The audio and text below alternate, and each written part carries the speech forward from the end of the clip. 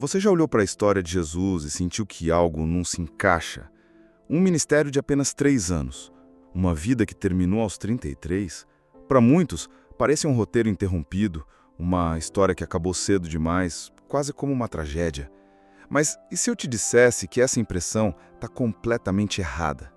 E se a morte de Jesus aos 33 anos não foi um acidente, nem um plano que deu errado, mas o maior ato de precisão matemática e divina de toda a história? O que você está prestes a descobrir é que o número 33 não é um acaso, mas uma senha cósmica que destrava um entendimento profundo sobre o plano de Deus para sua salvação. Neste vídeo, vamos abrir a Bíblia para desvendar o que pouquíssimos entendem: o cronograma secreto de Deus para a vida de Cristo. Você vai descobrir por que 33 anos era o tempo exato e perfeito, alinhado com profecias antigas e o calendário celestial de uma forma que vai abalar sua fé. Ignorar essa verdade é continuar vendo a história da sua redenção pela metade. É como ter um mapa do tesouro, mas não entender os símbolos. O que você vai aprender hoje pode mudar para sempre a forma como você enxerga o plano de Deus para sua própria vida. E é por isso que preciso te pedir algo importante. As estatísticas mostram que a maioria das pessoas que assistem os nossos vídeos e sentem sua fé fortalecida ainda não estão inscritas. Se você quer ter acesso a mais revelações como esta, que conectam os pontos e fortalecem sua alma, faça um favor a si mesmo. Clique agora mesmo no botão de inscrever-se e ative o sino. Garanta que você não vai ficar de fora do próximo segredo bíblico que vamos desvendar. Agora, prepare-se.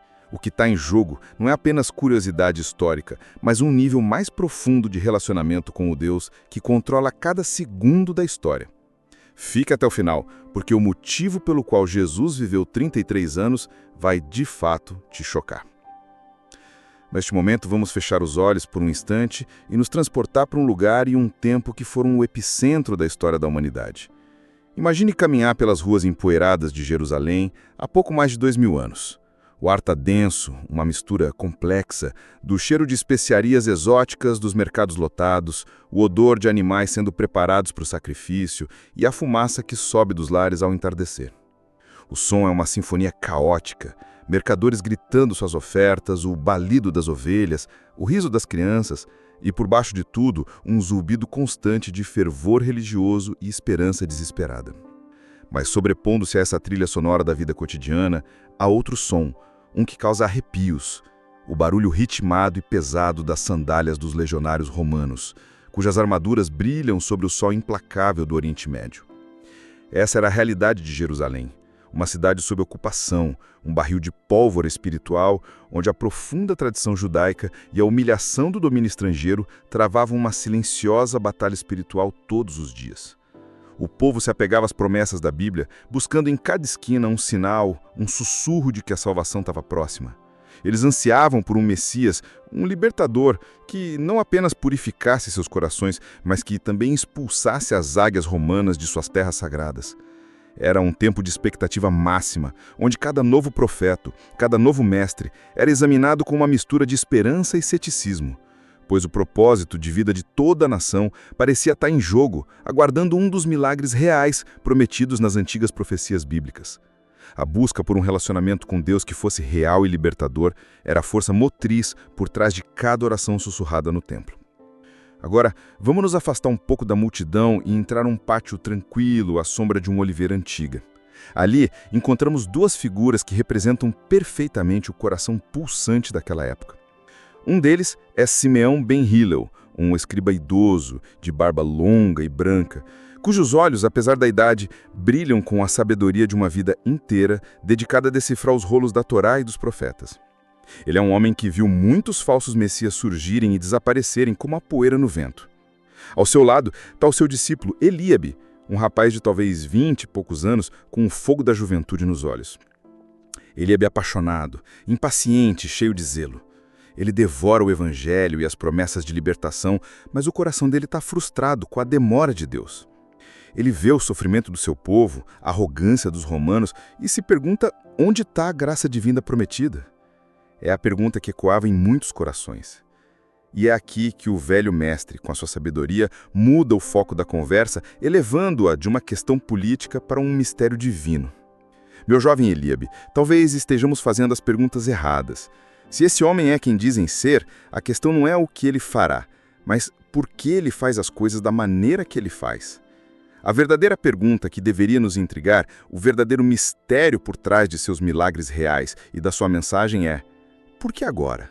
E mais profundamente, por que a sua jornada parece tão curta? Por que Jesus Cristo viveria apenas 33 anos na Terra? Essa pergunta, lançada por nosso personagem fictício, Simeão, é a pergunta que vamos desvendar juntos hoje. E acredite, meu amigo, essa não é uma questão de curiosidade histórica ou numerologia barata. A resposta para por que 33 anos é uma das chaves mais poderosas para destravar um entendimento profundo sobre a soberania de Deus e a precisão do seu plano de redenção para a humanidade. Compreender isso vai muito além de um simples fato. É algo que pode fortalecer radicalmente a sua fé. Quando você percebe que cada passo de Jesus Cristo, desde o seu nascimento até o seu último suspiro, foi perfeitamente cronometrado e alinhado com as profecias bíblicas escritas séculos antes, a sua confiança em Deus atinge um novo patamar. Isso nos ajuda a entender como vencer a ansiedade em nossas próprias vidas, porque nos mostra que o Criador do Universo não opera no caos. Ele é um Deus de ordem, de propósito e de tempo perfeito. A resposta para essa pergunta revela a beleza da graça divina, que não é aleatória, mas meticulosamente planejada para oferecer a salvação no momento exato. É um convite para aprofundar nosso relacionamento com Deus, confiando que, assim como Ele tinha um plano perfeito para a vida e morte de seu Filho, Ele também tem um propósito de vida para cada um de nós, mesmo que não entendamos completamente no momento. Portanto, a jornada em que estamos embarcando agora é uma investigação sagrada. Vamos deixar de lado nossas noções preconcebidas sobre como as coisas deveriam ter sido e mergulhar no que a Bíblia realmente revela sobre o tempo divino. Estamos prestes a ver como a vida de Jesus não foi interrompida tragicamente, mas completada perfeitamente. Cada ano, cada dia, cada hora foi intencional, apontando para um clímax que abalaria os alicerces do céu e da terra, e até mesmo o reino de anjos e demônios. Vamos explorar como a idade em que ele começou seu ministério não foi uma coincidência, como a duração de seu trabalho na terra espelhou figuras proféticas, e como sua morte ocorreu em um dia específico do calendário judaico que havia sido predeterminado por séculos. A resposta para "por que 33 anos?" não é uma única frase, mas um mosaico de verdades bíblicas, históricas e proféticas que, quando montadas, revelam uma imagem impressionante do amor e da sabedoria de Deus. E a primeira peça desse quebra-cabeça, a primeira pista para desvendar esse mistério, não está no poder da espada romana ou na política do sinédrio, mas na própria lei judaica. Para entender por que a missão de Jesus terminou aos 33, primeiro precisamos entender por que ela começou exatamente quando começou, em uma idade específica que as Escrituras apontam como a idade de prontidão divina. Para desvendar o grande mistério dos 33 anos, precisamos começar pelo princípio da ação, o ponto de ignição do ministério de Jesus Cristo. E a primeira pista que a Bíblia nos oferece é a idade em que ele entra no palco da história pública: 30 anos. Agora, para nossa mentalidade moderna, esse número pode parecer um tanto arbitrário. Por que não aos 25? Por que não aos 40? Mas no plano de Deus, meu amigo, não existem coincidências. Cada detalhe é uma pincelada na sua obra-prima da redenção. A idade de 30 anos não foi uma escolha casual. Era, na verdade, um código divino, um selo de legitimidade e prontidão que ecoava por séculos de tradição e lei judaica. Era a idade de prontidão divina. Entender isso é fundamental para aprofundar nosso relacionamento com Deus, pois nos ensina que o Criador opera em estações e tempos perfeitos. Muitas vezes, em nossa própria jornada, ficamos ansiosos, questionando por que as portas não se abrem, ou por que nosso propósito de vida parece tão distante. A história do início do ministério de Jesus nos ensina a ter fé no cronograma de Deus, a confiar que Ele nos prepara no silêncio para nos usar no tempo certo. A salvação que Ele oferece não é apenas um evento futuro, mas um processo que respeita tempos de maturação e preparação, tanto para o Salvador quanto para nós, seus seguidores. Vamos abrir os rolos sagrados e investigar essa questão.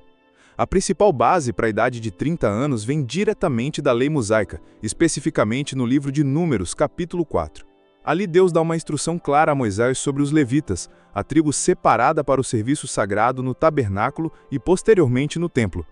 O texto diz que o serviço pleno, o trabalho mais pesado e de maior responsabilidade, deveria começar aos 30 anos de idade e ir até os 50. Pense no que isso significava. Os 30 anos eram o auge da força física e da maturidade mental e espiritual. Era a idade em que um homem era considerado totalmente preparado para carregar o peso das responsabilidades sagradas, para lidar com os rituais e para servir na presença de Deus. Agora pense em Jesus Cristo. A carta aos Hebreus o descreve como o nosso grande sumo sacerdote, o mediador de uma nova e superior aliança. Ao iniciar seu ministério exatamente aos 30 anos, ele não estava apenas seguindo uma tradição. Ele estava declarando de forma silenciosa, mas poderosa, que ele era o cumprimento de tudo aquilo.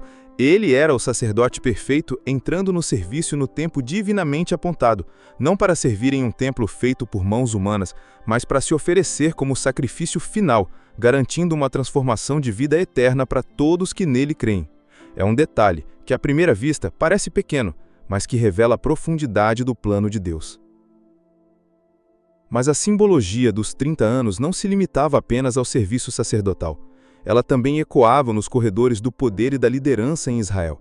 A Bíblia nos dá pelo menos 2 exemplos marcantes que todo judeu da época de Jesus conheceria de cor. O primeiro é José.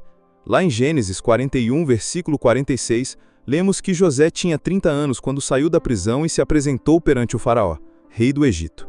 Foi com essa idade que ele foi nomeado governador e iniciou sua missão monumental de salvar o mundo conhecido da fome.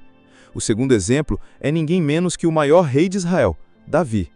Em 2 Samuel 5, versículo 4, as Escrituras registram que Davi tinha 30 anos quando começou a reinar sobre todo Israel em Jerusalém. Perceba o padrão?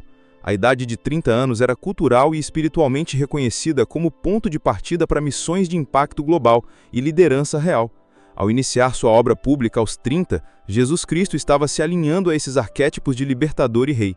Assim como José trouxe salvação física e Davi estabeleceu um reino terreno, Jesus iniciava sua jornada para trazer a salvação espiritual e inaugurar um reino eterno. É um testemunho cristão silencioso de sua identidade messiânica, um dos muitos sinais de um verdadeiro cristão para aqueles que tinham olhos para ver e ouvidos para ouvir. Isso nos leva a uma reflexão muito prática para a nossa própria vida. O que significa essa prontidão divina? É muito mais do que um número em uma certidão de nascimento. É o culminar de um período de preparação, muitas vezes longo e silencioso. Pense nos 30 anos ocultos de Jesus em Nazaré. Ele não estava simplesmente esperando o tempo passar.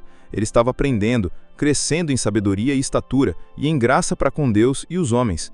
Ele estava honrando seus pais, trabalhando como carpinteiro, vivendo uma vida de obediência silenciosa. Essa fase de anonimato não foi um tempo perdido, foi o alicerce de todo o seu ministério. Talvez, meu amigo, você se sinta hoje em seu próprio período de Nazaré. Talvez você sinta que seu propósito de vida ainda não começou, que seus dons estão enterrados, que Deus se esqueceu de você. Quero te encorajar a ver esse tempo como Jesus viu o dele, como uma preparação sagrada. É nesse período que nosso caráter é forjado, que a oração poderosa se torna um hábito, que aprendemos a depender da graça divina nas pequenas coisas. É a fase de treinamento para a batalha espiritual que certamente virá quando assumirmos nosso chamado. A salvação que ele oferece não é apenas um evento futuro, mas um processo que respeita tempos de maturação e preparação, tanto para o Salvador quanto para nós, seus seguidores. Portanto, a decisão de Jesus de iniciar seu ministério aos 30 anos foi o primeiro ato público de um plano perfeitamente orquestrado, uma declaração de que ele era o sacerdote perfeito e o rei prometido chegando no tempo exato. Ele cumpriu a lei em sua totalidade, honrou os precedentes históricos e demonstrou o princípio divino de preparação. Ele não se apressou nem se atrasou.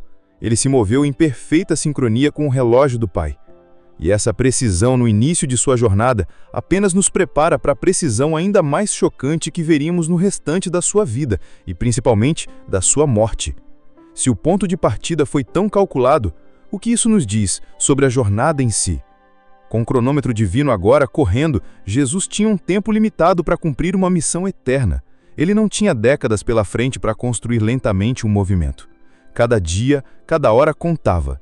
E o que ele realizou nesses breves 3 anos de ministério não apenas validou sua identidade, mas cumpriu séculos de profecias de uma forma tão densa e explosiva que até hoje estamos tentando compreender. E é para essa explosão de poder, propósito e milagres reais que vamos voltar nosso olhar. Com Jesus agora em cena, aos 30 anos, o relógio divino começa a correr de uma forma que a humanidade nunca tinha visto. O que se desenrola a seguir não é uma maratona, mas um sprint divino de 100 metros rasos, uma explosão de poder, propósito e revelação concentrada em um período de tempo incrivelmente curto, 3 anos. Pense na densidade disso. A maioria dos grandes líderes e filósofos da história teve décadas para construir seu legado, escrever suas obras, espalhar suas ideias. Mas Jesus Cristo operou em uma janela de tempo que, para os padrões humanos, é quase insignificante. Cada passo, cada palavra, cada milagre durante esses 3 anos não foi um ato isolado. Foi uma peça de um quebra-cabeça cósmico, perfeitamente encaixada para cumprir um plano traçado antes da fundação do mundo. Ele não tinha tempo a perder com trivialidades. Esta urgência divina nos ensina muito sobre o nosso próprio propósito de vida. Muitas vezes vivemos como se tivéssemos todo o tempo do mundo, adiando nosso chamado, nossa reconciliação, nossa busca por um relacionamento com Deus. O ministério de Jesus nos mostra que o tempo é um dom precioso, e a mordomia cristã se aplica não apenas ao nosso dinheiro ou talentos, mas principalmente aos nossos dias. O evangelho que ele pregou, ele também o viveu com uma intensidade que demonstra a seriedade da nossa condição e a urgência da salvação. Durante esses 3 anos, a principal evidência da identidade de Jesus foi a manifestação de um poder que claramente não era deste mundo: os milagres reais. Não eram truques de mágica ou ilusões para entreter as massas, eram sinais potentes, atos que cumpriam as profecias bíblicas à risca. Quando João Batista, da prisão, mandou seus discípulos perguntarem: "És tu aquele que havia de vir, ou havemos de esperar outro?" A resposta de Jesus em Mateus 11, 4-5 foi puro cumprimento profético. Ide e anunciai a João o que estais ouvindo e vendo. Os cegos veem, os coxos andam, os leprosos são purificados, os surdos ouvem, os mortos são ressuscitados, e aos pobres é anunciado o Evangelho. Ele estava, na prática, citando as profecias de Isaías, como em Isaías 35, 5-6. Cada cura divina não era apenas um ato de compaixão, mas uma declaração de que o reino de Deus havia chegado, uma demonstração de autoridade sobre a doença, a natureza e até sobre a própria morte. Cada demônio expulso era um confronto direto na batalha espiritual, uma prova de que uma autoridade superior à de anjos e demônios caídos estava presente. Esses milagres foram o alicerce para a fé dos discípulos e o mais poderoso testemunho cristão para as multidões. No entanto, o aspecto mais chocante e desafiador do ministério de Jesus para o povo daquela época não foram os milagres, mas a natureza do reino que ele anunciava. Todos esperavam um Messias político, um general que reuniria exércitos e expulsaria os opressores romanos, estabelecendo um novo reino terreno de Israel. A pressão sobre ele para assumir esse papel era imensa, mas a missão de Jesus era infinitamente mais radical e eterna. Quando falava do reino de Deus, ele não falava de tronos e impostos, mas de perdão e de um coração quebrantado. Ele falava de uma transformação de vida que começava de dentro para fora. Seu reino era de ponta cabeça para os padrões do mundo. Os últimos seriam os primeiros, os mansos herdariam a terra, e para entrar nele era preciso nascer de novo. Essa mensagem de uma salvação da alma, e não de Roma, era confusa e até decepcionante para muitos. Eles queriam um rei para resolver seus problemas imediatos. Ele estava se oferecendo como o rei que resolveria o problema eterno do pecado e lhes daria a chave para entender como é o céu. Ele estava estabelecendo um reino que não se constrói com exércitos, mas com corações rendidos pela graça divina. Essa intensidade e foco de Jesus em um período tão curto nos serve como um poderoso espelho para a nossa própria existência. Se o Filho de Deus teve um tempo delimitado e uma missão clara para cumprir, quanto mais nós? Isso nos leva a uma reflexão profunda sobre a mordomia cristã do nosso tempo. Pense nisso por um momento. Se você soubesse que tem apenas 3 anos para deixar seu legado eterno, como viveria?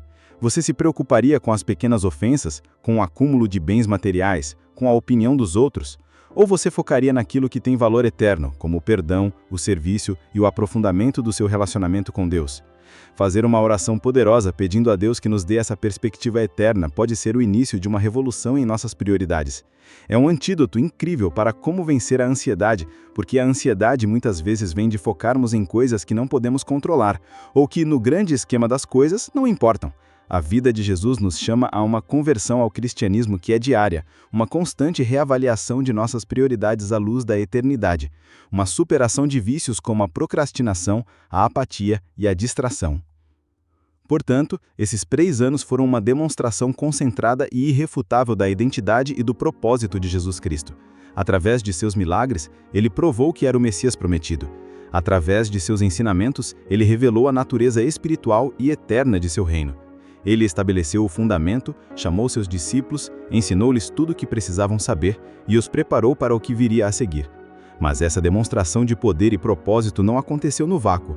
Havia uma linhagem, uma sombra profética que ele estava seguindo de forma perfeita. E para entender a duração exata desse ministério e, consequentemente, de sua vida, precisamos agora olhar para o maior rei de Israel, um homem descrito como segundo o coração de Deus, cujo reinado em Jerusalém proveu uma das pistas mais fascinantes e chocantes para o mistério dos 33 anos, seu próprio ancestral terreno, o rei Davi. Agora que estabelecemos a precisão divina no início e na duração focada do ministério de Jesus Cristo, vamos adicionar uma camada de revelação que é de arrepiar. Para entender plenamente o plano de Deus, precisamos aprender a ler a Bíblia como ele a escreveu, como uma única e grande história onde pessoas e eventos no Antigo Testamento frequentemente servem como tipos ou sombras de uma realidade maior que seria cumprida em Cristo. É um conceito que, uma vez compreendido, destrava um novo nível de admiração pela soberania de Deus e fortalece a nossa fé. Pense nisso como um diretor de cinema que insere pistas e referências em um filme que só fazem sentido quando você assiste a sequência. Deus fez isso com a história. E uma das sombras mais poderosas e diretas de Jesus em todo o Antigo Testamento é, sem dúvida, o rei Davi. A conexão entre eles é muito mais profunda do que apenas a linhagem de sangue. Ela se estende a um paralelo numérico que ajuda a explicar o mistério dos 33 anos e que serve como um poderoso testemunho cristão da exatidão do plano de salvação. Vamos aos fatos históricos registrados nas Escrituras. Abra sua Bíblia em 2 Samuel, capítulo 5, versículos 4 e 5. O texto é incrivelmente específico e claro. Davi tinha 30 anos quando começou a reinar. Em Hebrom reinou sobre Judá 7 anos e 6 meses, e em Jerusalém reinou sobre todo Israel e Judá por 33 anos. Guarde esse número. Os 33 anos do reinado de Davi em Jerusalém não foram um período qualquer, foram a era de ouro de Israel. Foi durante esses 33 anos que ele unificou a nação, conquistou seus inimigos, estabeleceu Jerusalém como a capital política e espiritual e trouxe a Arca da Aliança para a cidade. Foi o auge do reino terreno de Deus, um tempo de glória, prosperidade e adoração centralizada. Para qualquer judeu, esses 33 anos em Jerusalém representavam o ideal, a promessa cumprida do reino davídico, o ponto mais alto da história da nação. Era a imagem do reino messiânico que eles tanto aguardavam, um tempo de paz e de um relacionamento com Deus que era íntimo e nacional. Agora, vamos conectar os pontos e é aqui que a genialidade do plano de Deus começa a brilhar intensamente. Porque o título messiânico mais comum para Jesus era Filho de Davi. Não era apenas um título de genealogia, era um título de expectativa real. O povo clamava pelo filho de Davi para que ele viesse restaurar o reino glorioso de seu ancestral. E então, o que Jesus faz? Assim como Davi começou a reinar aos 30 anos, Jesus inicia seu ministério aos 30. E aqui está a revelação chocante. Assim como Davi reinou por 33 anos na cidade santa de Jerusalém para estabelecer seu reino terreno, Jesus Cristo, o Davi maior e perfeito, viveu por 33 anos na terra para estabelecer o fundamento do seu reino eterno. A vida inteira de Jesus, não apenas seu ministério, foi o reinado espiritual que cumpriu perfeitamente a sombra do reinado de Davi. Não é uma coincidência, é um design divino. É uma das muitas profecias bíblicas cumpridas de forma simbólica, um dos mais claros sinais de um verdadeiro cristão com discernimento espiritual pode perceber. Esta é a prova de que a graça divina opera com uma precisão matemática. É crucial, entretanto, entender a diferença entre a sombra e a realidade. O reino de 33 anos de Davi em Jerusalém, por mais glorioso que tenha sido, era imperfeito e finito. Davi era um homem falho. Ele pecou, sofreu e seu reino eventualmente se dividiu e ruiu. Era um reino construído com estratégia militar e poder humano. O reinado de 33 anos da vida de Jesus, por outro lado, foi perfeito, sem pecado e estabeleceu um reino que jamais terá fim. O Evangelho de Jesus não era sobre conquistar terras, mas sim sobre conquistar corações. Seu trono não é de feito de ouro, mas de justiça e perdão. Seu reino não é mantido por exércitos, mas sim pelo poder do Espírito Santo. Os 33 anos de Davi foram um ensaio geral. Os 33 anos de Jesus foram a estreia da peça principal da história da redenção. Compreender isso aprofunda nossa gratidão pela salvação, que não é uma vitória política temporária, mas uma garantia eterna que nos dá um vislumbre de como é o céu e nos chama a um propósito de vida muito maior do que as ambições terrenas. Portanto, vemos que a duração da vida de Jesus não foi aleatória, mas um espelho profético, um eco divino do reinado de seu ancestral mais ilustre. Foi uma forma de Deus colocar um selo de autenticidade na identidade de Jesus como o verdadeiro filho de Davi, o rei prometido. Essa conexão histórica por si só já é de explodir a mente e fortalecer a nossa fé. Mas o que talvez seja ainda mais impressionante é que as conexões não param por aí. É como se Deus, em sua infinita sabedoria, tivesse colocado múltiplas camadas de significado nesse número. Se o paralelo histórico com Davi já é fascinante, a Bíblia nos revela que o número 33 em si carrega um peso simbólico e numérico que vai mais fundo, nos levando ao próprio ato da criação em Gênesis. É como se Deus estivesse usando a matemática, a linguagem universal, para assinar sua maior obra. E é para esses significados proféticos e numéricos que vamos olhar agora. E você vai ver como cada detalhe do plano de Deus é de arrepiar. Meu amigo, quando começamos a estudar a Bíblia com profundidade, percebemos que nosso Deus não é apenas um Deus de amor e poder, mas também um Deus de ordem, de padrões e de detalhes impressionantes. É preciso deixar claro que não estamos falando de numerologia esotérica ou de buscar sorte em números, algo que as Escrituras condenam. Estamos falando de reconhecer a assinatura do artista divino em sua própria obra, os padrões que ele mesmo teceu na tapeçaria da história e da revelação para fortalecer a nossa fé. Na mentalidade hebraica, os números frequentemente carregavam um peso simbólico, uma mensagem dentro da mensagem. E quando olhamos para o número 33, descobrimos que ele não é um número qualquer. Ele carrega um significado que conecta a vida de Jesus Cristo diretamente ao próprio ato da criação, revelando uma verdade sobre o seu propósito de vida que é simplesmente de arrepiar.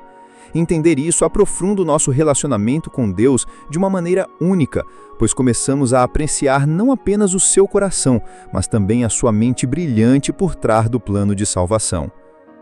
Antes de chegarmos ao 33, precisamos entender a sua raiz, o número 3.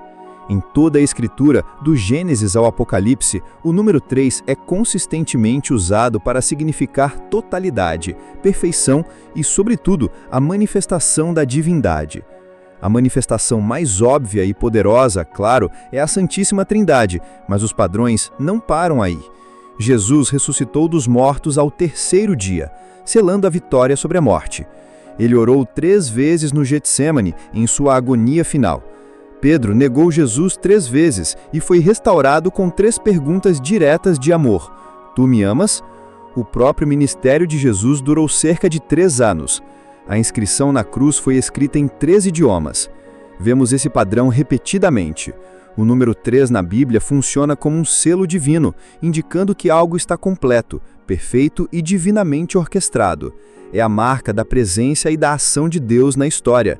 Esta consistência é um dos muitos sinais de um verdadeiro cristão atento pode usar para solidificar sua confiança na palavra de Deus.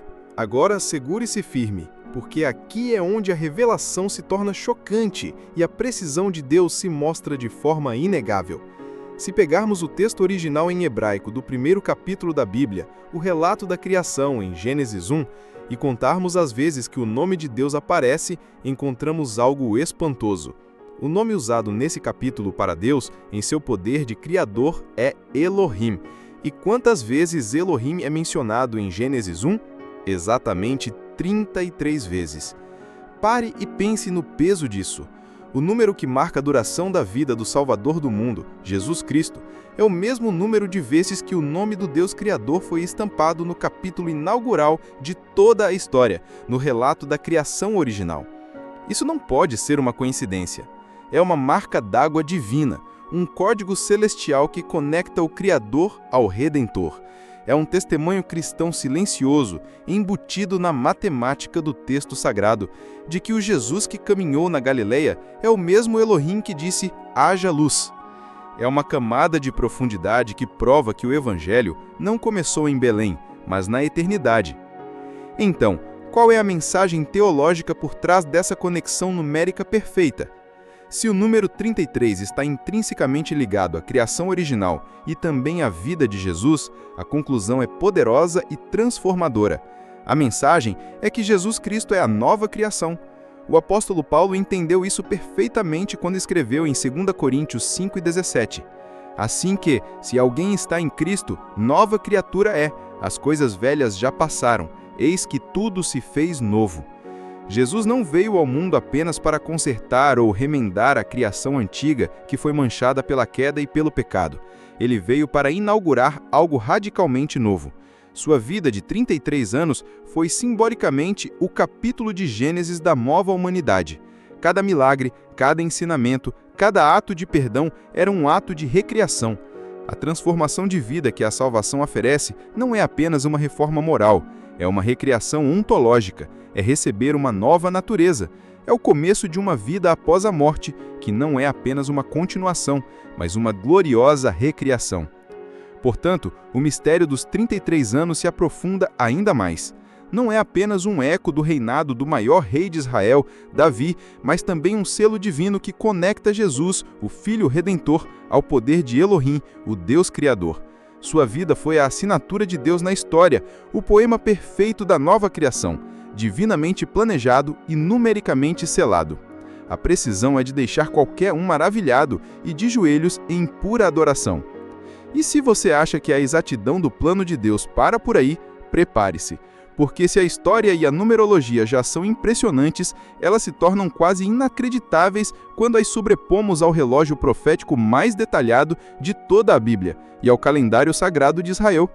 Estamos falando de uma profecia específica que previu o ano exato da morte do Messias com séculos de antecedência, um alinhamento que desafia qualquer explicação humana. E é para essa incrível profecia das 70 semanas do profeta Daniel que vamos voltar nosso olhar agora.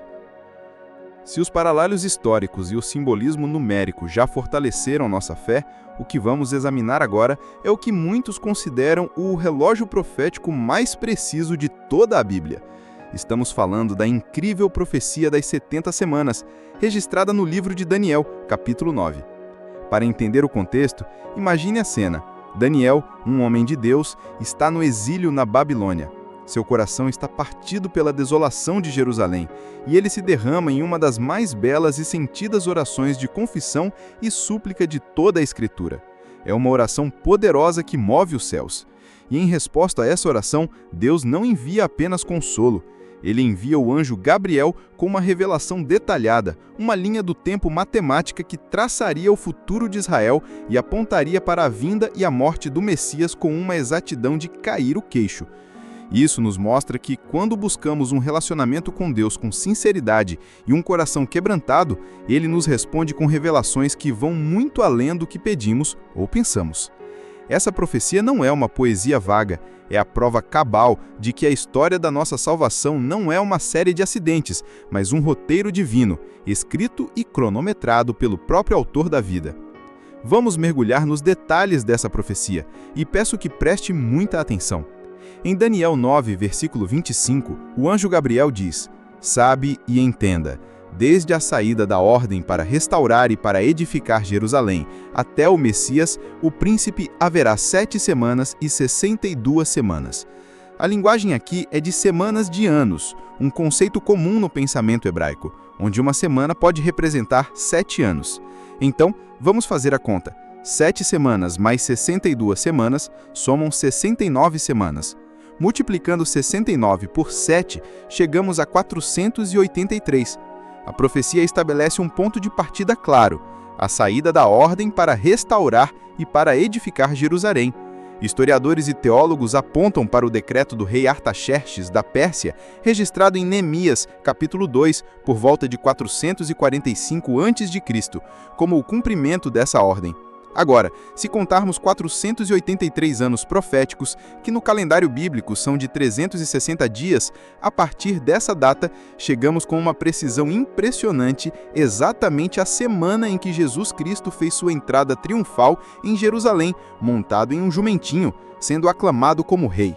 É um milagre real em forma de matemática profética, a prova de que o Evangelho se desenrolou em um palco montado por Deus por quase 500 anos. Mas a profecia se torna ainda mais específica e dramática. O versículo 26 de Daniel 9 continua: "E depois das 62 semanas será cortado o Messias e não será mais." A palavra hebraica para cortado aqui é karat, que significa ser eliminado, exterminado, morto violentamente. Ou seja, a profecia não apenas previu a data exata da apresentação do Messias a Israel, mas também previu que ele seria morto logo em seguida. E é aqui que o calendário judeu entra em cena de uma forma espetacular. A morte de Jesus Cristo não aconteceu em uma semana qualquer do ano.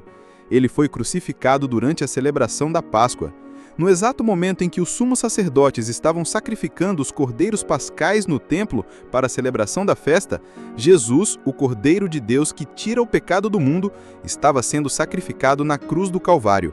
Ele não foi como um cordeiro. Ele morreu no momento exato do sacrifício do cordeiro pascal, cumprindo o simbolismo de uma forma literal e perfeita. Esse é o testemunho cristão final de sua identidade, a prova de que sua morte era o plano central desde o início. A precisão divina não para na Páscoa. Jesus, em sua morte e ressurreição, cumpriu perfeitamente as 3 primeiras grandes festas da primavera de Israel, listadas em Levíticos 23, nos dias exatos em que deveriam ser celebradas. Pense na sincronia. Primeiro, ele morreu na festa da Páscoa como o Cordeiro perfeito. Segundo, ele foi sepultado durante a festa dos pães asmos. O fermento na Bíblia é frequentemente um símbolo do pecado, e Jesus, o pão da vida que desceu do céu, era completamente sem pecado, sendo sepultado durante a festa que celebrava a pureza. Terceiro, e o mais glorioso de tudo, ele ressuscitou no dia exato da festa das primícias, ou primeiros frutos. O apóstolo Paulo chama Jesus de as primícias dos que dormem, em 1 Coríntios 15 e 20, a garantia de que por causa da sua ressurreição, nós também ressuscitaremos para uma nova vida após a morte. Uma transformação de vida tão completa que nos promete um vislumbre de como é o céu. Essa sincronia perfeita com o calendário festivo estabelecido há mais de 1000 anos atrás não pode ser obra do acaso. É a prova de um Deus que controla a história nos mínimos detalhes. Toda essa convergência de profecia e simbolismo nos leva a uma conclusão inevitável e poderosa. A história, a matemática e o calendário religioso de Israel foram perfeitamente alinhados por Deus para convergirem em um único ponto no tempo, a cruz de Jesus Cristo. Sua morte não foi prematura nem tardia. Foi um compromisso divino, uma audiência marcada na agenda celestial antes mesmo da fundação do mundo. A vida e a morte de Jesus não foram uma reação aos eventos políticos de sua época, mas a execução de um plano de resgate meticulosamente elaborado. Isso nos força a olhar para o evento da cruz não como uma tragédia, mas como o clímax triunfal da primeira parte da missão do Messias. E isso nos leva então à conclusão lógica de todo o nosso quebra-cabeça. Se sua vida e morte foram tão perfeitamente cronometradas para cumprir a lei, os padrões históricos, o simbolismo numérico e as profecias exatas, a razão final para ele morrer aos 33 anos se torna clara como cristal. Não foi um acidente, mas o ato final de uma missão divinamente executada no único momento em que ela poderia acontecer. Chegamos ao coração do nosso mistério. Depois de desvendar a precisão do início de seu ministério, a intensidade de sua obra, os paralelos com o reinado de Davi, o simbolismo numérico e o cumprimento assombroso das profecias bíblicas e do calendário judaico, a resposta para a pergunta por que Jesus Cristo morreu aos 33 anos se torna não apenas clara, mas profundamente lógica e gloriosa. A razão não foi uma tragédia, Um plano interrompido ou uma vida ceifada cedo demais? A razão é uma das palavras mais poderosas já proferidas na história da humanidade. A última palavra que Jesus bradou na cruz antes de entregar seu espírito, registrada em João 19:30. Está consumado. Essa palavra, no grego original, é tetelestai. E, meu amigo, isso não era um grito de derrota ou resignação. Tetelestai era um termo comercial, contábil, usado na época para carimbar um recibo ou um pergaminho de dívida, e significava a dívida está paga na sua totalidade. Com essa única palavra, Jesus estava declarando que sua missão na terra estava completa. Não havia mais nada a ser feito. Ele morreu aos 33 anos porque naquele exato momento da história, o trabalho para o qual ele veio estava perfeitamente e eternamente concluído. Este é o cerne do Evangelho e a base da nossa salvação. A primeira e mais importante parte dessa missão era cumprir cada jota e cada tio da lei e dos profetas. Em Mateus 5:17, Jesus afirma: "Não penseis que vim revogar a lei ou os profetas. Não vim para revogar, mas para cumprir." Sua vida foi uma jornada de obediência perfeita a cada estatuto divino. E como vimos, as profecias tinham um cronograma. A profecia de Daniel 9 apontava para um ano específico em que o Messias seria cortado. O calendário das festas apontava para um dia específico, a Páscoa. Se Jesus tivesse vivido mais um ano, para 34 ou mais uma semana, ele estaria fora do tempo divino. A profecia de Daniel teria falhado. O cumprimento da Páscoa teria sido perdido. O paralelo com Davi e o simbolismo do 33 teriam se tornado meras coincidências. Para que a Bíblia se provasse verdadeira, para que a fé dos futuros crentes tivesse um fundamento sólido como a rocha, ele precisava morrer naquele exato momento da história, que, por desígnio divino, aconteceu quando ele tinha 33 anos de idade. A idade em si era secundária ao timing profético perfeito. Este cumprimento é um testemunho cristão inabalável. Pense no que estava em jogo e na intensidade da batalha espiritual em torno desse cronograma. As tentações que Jesus sofreu, especialmente a do deserto e a agonia no Getsêmani, não eram apenas sobre induzi-lo a um ato pecaminoso qualquer. O objetivo final de Satanás era desviá-lo do caminho da cruz, convencê-lo a usar seu poder para estabelecer um reino terreno, a escolher uma rota mais fácil. Se Jesus tivesse cedido, se tivesse evitado a cruz naquele ano específico, todo o plano de redenção, meticulosamente traçado por Deus, teria sido sabotado. O alinhamento profético perfeito se perderia para sempre. A nossa esperança de vida após a morte seria aniquilada. Sua obediência em ir para a cruz, mesmo em agonia, dizendo, "Não seja como eu quero, mas como tu queres", foi o ato final de submissão ao tempo do Pai, garantindo para nós o acesso à graça divina e ao perdão dos nossos pecados. A luta não era apenas para permanecer sem pecado, mas para permanecer no caminho e no tempo perfeito de Deus. Além de cumprir o tempo profético, os 33 anos foram o período necessário para que ele vivesse uma vida humana completa e perfeita, qualificando-o como o sacrifício aceitável.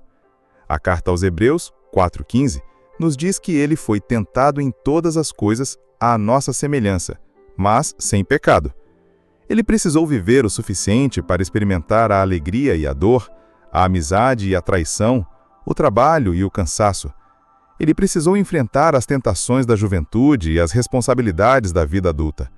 Sua vida de 33 anos foi a prova irrefutável de que era possível viver em obediência total a Deus neste mundo caído. Essa vida perfeita foi a oferta. Sua morte na cruz foi o pagamento. Sem a vida perfeita, a morte não teria valor sacrificial. É por causa dessa vida perfeita que a transformação de vida se torna possível para nós. Quando colocamos nossa fé nele, não apenas somos perdoados, mas a sua justiça nos é creditada, um dos maiores milagres reais que uma alma pode experimentar e um dos sinais de um verdadeiro cristão. Portanto, a resposta final é esta: Jesus morreu aos 33 anos porque sua missão estava completa. Ponto final. Ele cumpriu a lei, ele cumpriu os profetas, ele cumpriu o calendário divino. Ele viveu a vida perfeita e sem pecado, necessária para ser o sacrifício substituto. Não havia mais nada a ser feito ou provado nessa primeira fase do plano de salvação. Tentar adicionar mais um dia a seu ministério terreno seria como tentar adicionar mais uma nota a uma sinfonia perfeita. Seria desnecessário e estragaria a perfeição da obra. Mas a conclusão de sua missão na Terra não foi o final da história. Foi, na verdade, a transição para uma nova e gloriosa fase. Com sua morte e gloriosa ressurreição, a missão terrena de Jesus Cristo estava completa. Mas para os discípulos, um novo tipo de ansiedade e confusão começou a surgir. E agora? O líder deles, que havia morrido e voltado à vida, estava prestes a partir novamente. Imagine a cena descrita no início de Atos capítulo 1. Eles estão no Monte dos Oliveiras e a pergunta que ainda queima em seus corações é essencialmente política. Senhor, será que este é o tempo em que restaurarás o reino a Israel? Eles ainda estavam presos à ideia de um reino terreno. E então Jesus sobe aos céus diante de seus olhos. Para um observador casual, isso poderia parecer o fim, um abandono. Mas, na verdade, a ascensão não foi uma retirada, foi uma promoção, uma coroação. Ele subiu para se sentar à direita do Pai, a posição de suprema autoridade sobre todo o universo, sobre reis, presidentes e até mesmo sobre o mundo invisível de anjos e demônios. Entender a ascensão é crucial para a nossa fé, pois nos assegura que Jesus não é apenas uma figura histórica, mas um rei vivo e reinante, que governa ativamente os assuntos do universo a partir do seu trono celestial, aprofundando o nosso relacionamento com Deus, de uma forma que transcende o espaço físico. A ascensão foi a confirmação final de que o reino de Deus não seria estabelecido com exércitos e espadas, mas com corações transformados. Durante seus 33 anos, Jesus demonstrou isso repetidamente, rejeitando o poder político e focando no perdão e na cura interior. Seu reino não precisava de um palácio em Jerusalém, porque ele planejava estabelecer seu trono no coração de cada cristão. Esta é uma verdade radical que define o Evangelho. Enquanto os reinos deste mundo são construídos sobre o poder, a força e o controle, o reino de Cristo se expande através da fraqueza, do serviço e do amor sacrificial. A transformação de vida de uma única pessoa, a superação de vícios de alguém que estava perdido, a conversão ao cristianismo de um coração endurecido, estes são os tijolos com os quais o reino de Deus é construído. É um reino cuja expansão depende da graça divina e do sim voluntário de pessoas que, por livre e espontânea vontade, declaram Jesus como seu rei. Este é o modelo que ele nos deixou. Um reino que avança não por conquista, mas por atração, pelo poder de um amor irresistível. Mas Jesus, em sua infinita e sabedoria e compaixão, não deixou seus seguidores órfãos e sem poder para continuar essa missão monumental. Antes de ascender, ele lhes deu a maior promessa de todas, registrada em Atos capítulo 1, versículo 8. Mas recebereis poder, ao descer sobre vós o Espírito Santo, e sereis minhas testemunhas. A partida de Jesus era, na verdade, uma necessidade estratégica para que a próxima fase do plano pudesse começar. Como ele mesmo disse em João 16:7, era para o nosso bem que ele fosse, pois se não fosse, o Consolador, o Espírito Santo, não viria. O Espírito Santo não é uma força impessoal ou um substituto inferior. Ele é a terceira pessoa da Trindade, o próprio Deus habitando dentro de nós. Ele é o poder por trás de cada milagre real e de cada testemunho cristão autêntico que já aconteceu desde o dia do Pentecostes. É dele que hoje aprendemos como ouvir a voz de Deus. É com o poder dele que vencemos a batalha espiritual. Ele é o selo da nossa salvação e o agente que realiza a cura divina. Com a vinda do Espírito Santo no dia de Pentecostes, nasce a Igreja. E é crucial que entendamos o que a Igreja realmente é. Não é um prédio, uma organização ou uma denominação. A Igreja, no seu sentido bíblico, é o corpo de Cristo na Terra.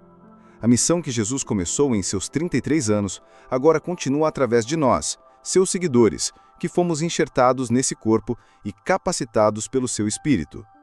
Isso eleva nosso propósito de vida a um nível extraordinário.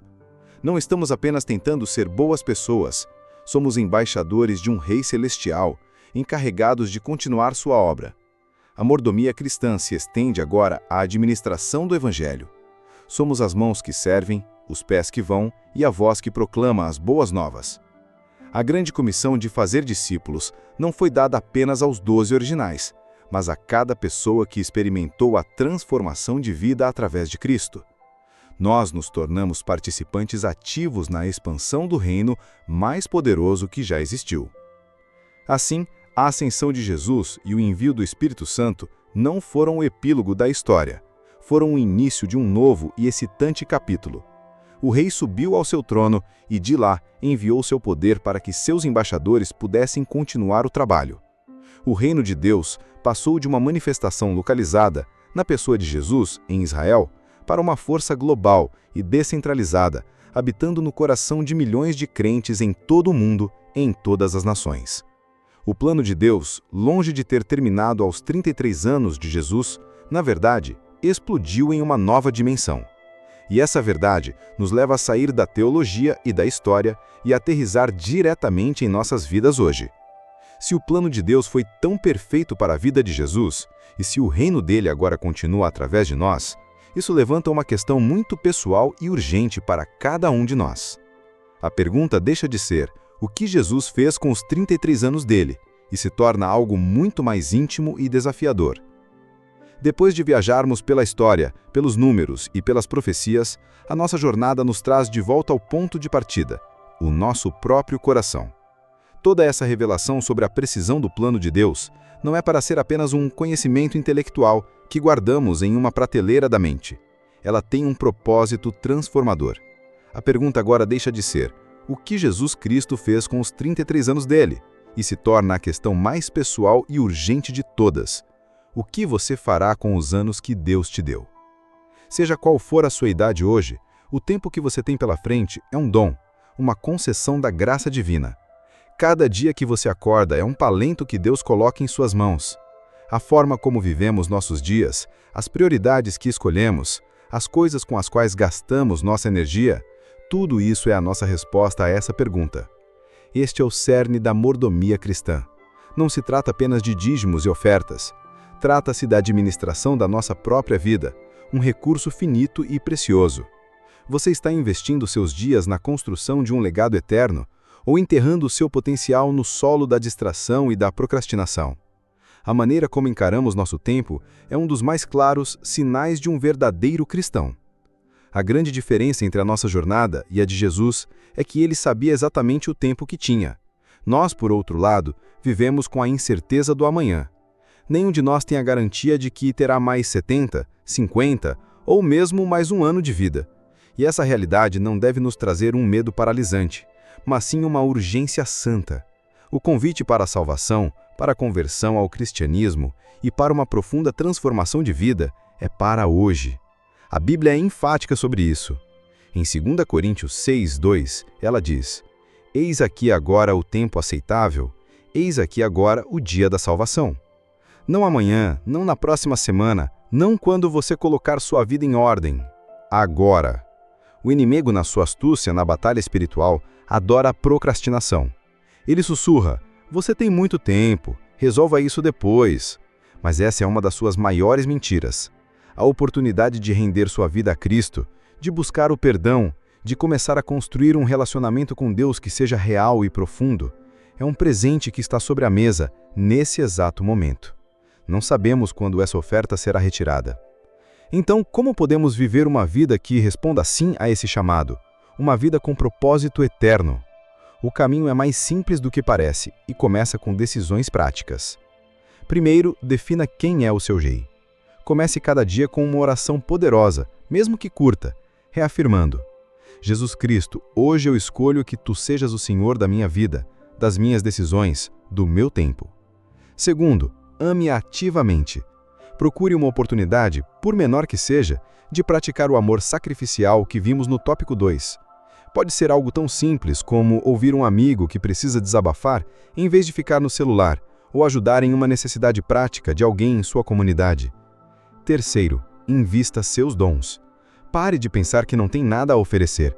Identifique uma coisa que você faz bem, seja encorajar, organizar, cozinhar, ensinar, e pergunte a Deus como você pode usar isso para abençoar alguém esta semana.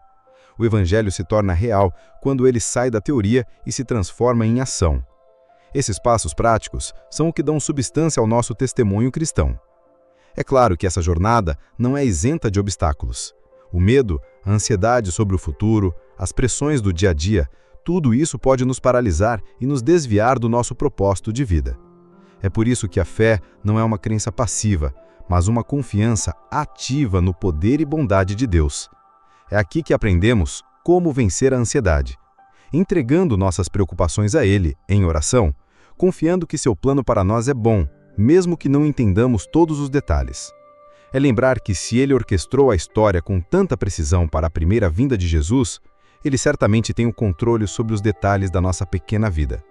A true verdade não é a ausência de medo, mas a coragem de agir apesar do medo, sabendo que não estamos sozinhos. Contamos com o poder do Espírito Santo para nos guiar, nos fortalecer e nos capacitar para viver uma vida que o honre, uma vida que seja um reflexo, mesmo que pálido, da vida focada e cheia de propósito que Jesus viveu. Viver com propósito e urgência hoje, portanto, não é apenas sobre ter uma vida mais satisfatória agora. É fundamentalmente sobre se preparar para um evento futuro e glorioso. Cada decisão de seguir a Cristo, de amar como Ele amou e de usar os nossos dons para seu reino, é como guardar um tesouro no céu. Estamos construindo algo que vai durar para além da nossa vida após a morte, algo que será revelado em sua plenitude no dia do juízo final. A resposta para a pergunta, o que você fará com os seus anos, determina a nossa prontidão para o que está por vir. E essa prontidão é absolutamente crucial, porque assim como a primeira vinda de Jesus foi perfeitamente cronometrada, a Bíblia nos garante sem sombra de dúvida que a sua segunda vinda também será. Isso nos leva à nossa reflexão final, a expectativa da sua volta e o chamado para estarmos preparados para o maior evento da história futura. Um evento que pode estar muito mais próximo do que imaginamos. E assim, meu amigo, nossa jornada através do tempo, da história e das escrituras chega à sua conclusão, mas na verdade aponta para um novo e glorioso começo. Vimos como a vida de 33 anos de Jesus Cristo não foi um acidente, mas uma sinfonia divina, onde cada nota foi tocada no tempo exato.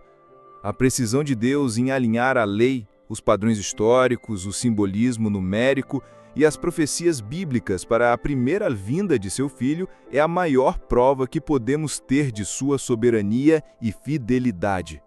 E isso nos leva a uma verdade inabalável e cheia de esperança. Se Deus foi tão meticuloso e fiel para cumprir cada detalhe do seu plano para a primeira vinda, podemos ter a certeza absoluta de que Ele será igualmente preciso e fiel para cumprir as promessas relativas à sua segunda vinda. A volta de Jesus não é uma talvez, uma possibilidade ou uma fábula para nos dar consolo. É uma certeza profética, o próximo grande evento no calendário de Deus. Esta é a esperança bendita do Evangelho, o clímax da nossa fé e a promessa final da nossa completa salvação. Jesus mesmo nos advertiu a estarmos atentos aos sinais dos tempos. Em Mateus 24, ele descreve um período de tribulação, guerras, rumores de guerras, fomes e terremotos. Embora não devamos marcar datas, pois ele disse que ninguém sabe o dia nem a hora, somos chamados a ser como os filhos de Issacar, que eram conhecedores da época, para saberem o que Israel devia fazer. 1 Crônicas 12:32. Olhando para o nosso mundo hoje, com a velocidade dos acontecimentos e o alinhamento de tantas peças no tabuleiro geopolítico e espiritual, muitos crentes sentem em seus espíritos que estamos vivendo na estação da sua volta. A leitura do livro do Apocalipse nunca foi tão relevante. Isso não é para nos causar medo, mas para despertar um senso de urgência e propósito. A batalha espiritual se intensifica nos últimos dias, e ser um crente desperto e vigilante é mais crucial do que nunca. Estar ciente dos sinais é parte de manter um relacionamento com Deus que é vivo e atento à sua voz e aos seus movimentos na história. O chamado final da Bíblia, então, não é para decifrar um código, mas para estarmos preparados. Mas o que significa estar preparado para a volta de Cristo? Não se trata de construir abrigos subterrâneos ou estocar suprimentos. A preparação que Deus requer é inteiramente espiritual. Primeiro, e mais importante, é ter a certeza da sua salvação pessoal através da fé exclusiva em Jesus Cristo e no seu sacrifício na cruz. É ter um testemunho cristão genuíno de conversão ao cristianismo.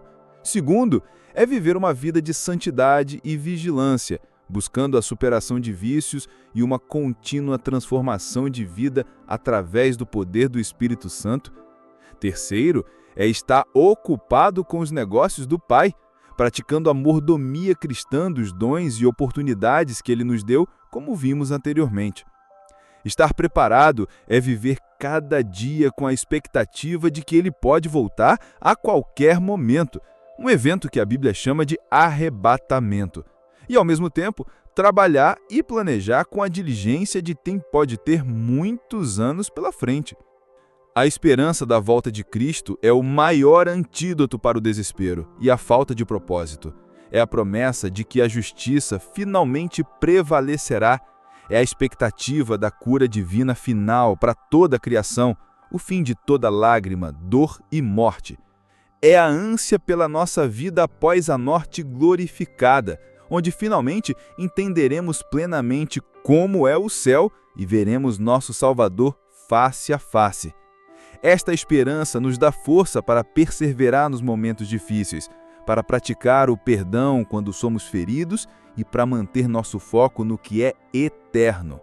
A promessa do encontro com Ele nos ares, como descrito em 1 Tessalonicenses, não é uma fuga da realidade, mas a motivação para vivermos a realidade presente de uma forma que honre o Rei que está voltando. É o maior de todos os milagres reais que ainda aguardamos com grande expectativa.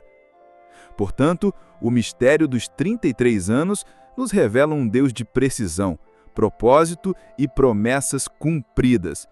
E a mensagem final para cada um de nós hoje é um chamado ao despertar. O mesmo Deus que orquestrou a primeira vinda com perfeição está agora preparando o palco para o grande finale da história. A cortina está prestes a subir para o ato final.